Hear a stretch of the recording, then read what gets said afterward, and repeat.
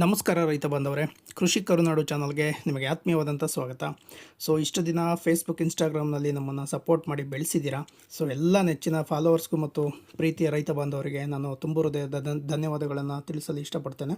So friends, ಈಗ ಒಂದು ಹೊಸ ವಿಚಾರ ಏನಂತಂದರೆ, ನಿಮ್ಮೆಲ್ಲರ ಆಶಯದಂತೆ ಒಂದು ಯೂಟ್ಯೂಬ್ ಚಾನಲ್ ಕೂಡ ಇವತ್ತಿಂದ ನಾವು ಲಾಂಚ್ ಮಾಡ್ತಾ ಇದ್ದೀವಿ. ಸೊ ಇದನ್ನು ಕೂಡ ಸಪೋರ್ಟ್ ಮಾಡಿ ಬೆಳೆಸುವಂಥದ್ದು ನಿಮ್ಮೆಲ್ಲರ ಸಹಕಾರದಿಂದಲೇ ಸಾಧ್ಯ. ಸೊ ಹಾಗಾಗಿ ಎಲ್ಲರೂ ಬೇಗ ಬೇಗ ಸಬ್ಸ್ಕ್ರೈಬ್ ಮಾಡ್ಕೊಳ್ಳಿ. ಸೊ ಈ ಚಾನಲ್ ಬಂದು ರೈತರಿಗೋಸ್ಕರ ಅಗತ್ಯವಿರುವಂಥ ಮಾಹಿತಿಗಳು ಮತ್ತು ಗಿಡಗಳಿಗೆ ಸಂಬಂಧಪಟ್ಟದ್ದು ಇರುತ್ತದೆ.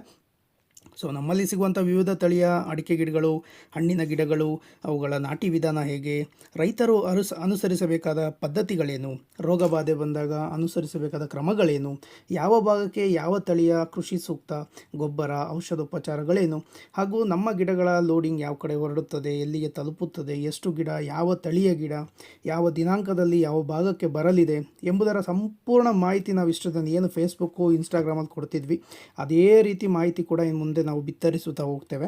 ಸೊ ಈ ಒಂದು ಚಾನಲ್ನ ಮಾಲೀಕರು ಬಂದು ನೀವೇ ಆಗಿರ್ತೀರಿ ಅಂತಂದರೆ ನಮ್ಮ ಕರುನಾಡ ರೈತರೇ ಆಗಿರ್ತೀರಿ. ಸೊ ರೈತರಿಂದ ರೈತರಿಗಾಗಿ, ರೈತರ ಅನುಕೂಲಕ್ಕಾಗಿ ಸೃಷ್ಟಿ ಮಾಡಿರುವಂಥ ಈ ಕೃಷಿ ಕರುನಾಡು ಎಂಬ ಒಂದು ಚಾನಲನ್ನು ಸಪೋರ್ಟ್ ಮಾಡಿ ಬೆಳೆಸುವುದು ನಿಮ್ಮೆಲ್ಲರ ಆಶಯವೇ ಸರಿ ಎಂದು ಭಾವಿಸುತ್ತಾ, ಸೊ ಈ ಒಂದು ಮಾಹಿತಿಯನ್ನು ಆದಷ್ಟು ಎಲ್ಲ ರೈತರಿಗೂ ತಲುಪಿಸುವಂಥ ಕೆಲಸ ನಿಮ್ಮಿಂದ ಸ್ಟಾರ್ಟ್ ಆಗಲಿ.